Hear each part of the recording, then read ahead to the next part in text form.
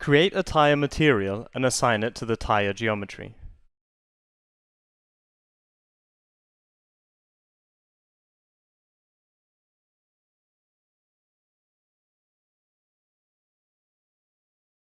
The tire material offers similar settings to the plastic material.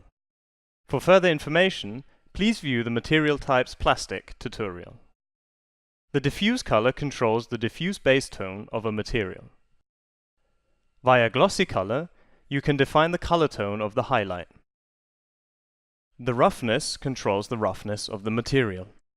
The smaller the value, the sharper the highlights. The higher the roughness, the more diffuse and soft the reflection of light on the material behaves. Now, please open up the bump texture settings. You can load 2 bump textures. Via Use Marking, the texture can be loaded, which will define the writing on the wheel and be projected planar from the side. Use Profile describes the tire profile, which will be projected cylindrically from the center of the tire. Bump Intensity controls how strongly the bump structure should take effect on the geometry.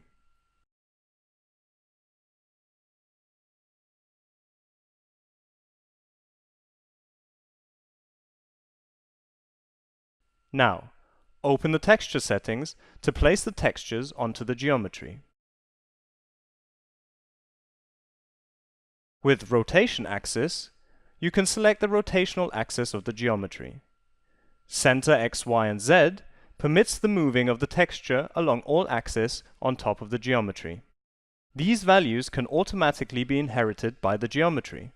This can be achieved by selecting the object and using the command Get from Object. Repeat Profile UV defines how many times the tire profile texture should be repeated on the geometry.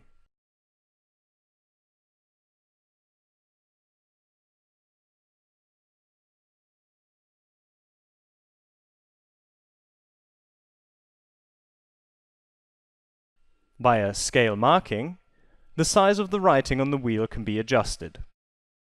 To combine the planar projection of the writing and the cylindrical projection of the tire profile, we have the possibility to blend the edges of the textures. With the blend position, the blending point can be adjusted. Additionally, you can adapt the texture manually via Center X, Y, and Z.